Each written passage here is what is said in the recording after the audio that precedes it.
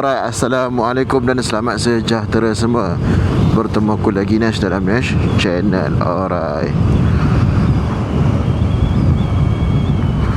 So hari ni bawa MVX V3. Hari ni aku try glove baru. Glove daripada Rock Bros.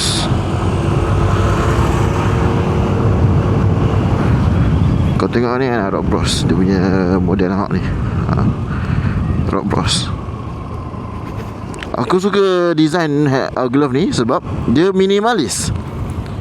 Knuckle dia knuckle jangan salah faham. Dia knuckle dia knuckle tau, tapi dia tak nampak sangat. Dia ada grip kat sini kan. Biar kat sini kan nampak grip kan. Memang dia sangat minimalis lah.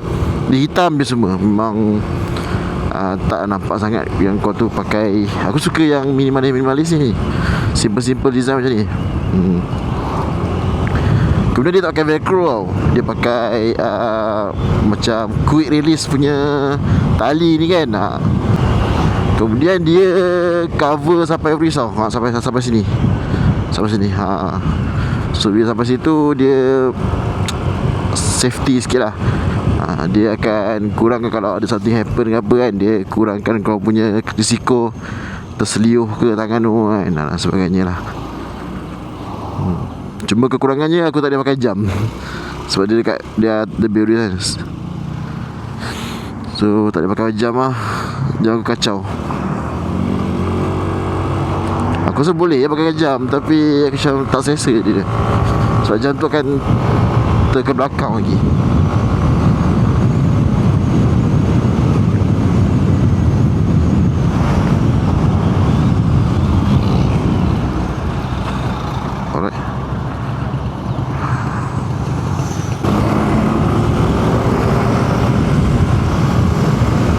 Let's go.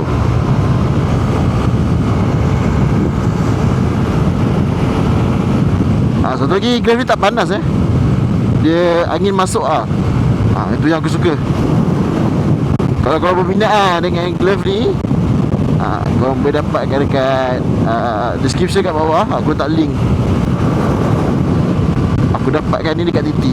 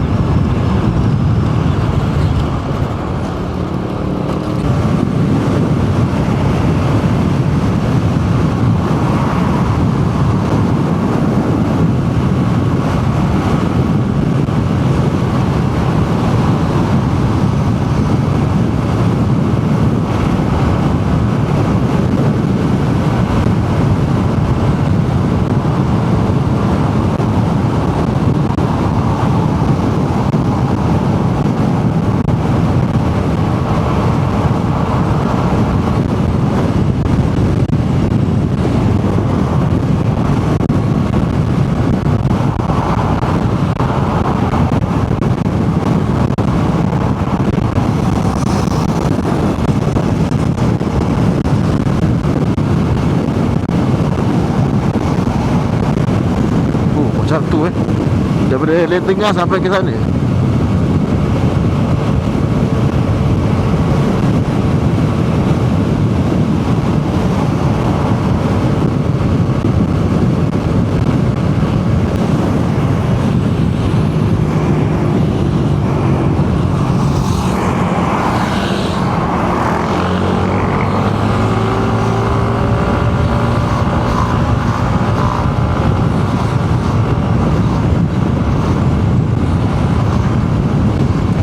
Belah kanan lagi senang, bawa dia belah kiri.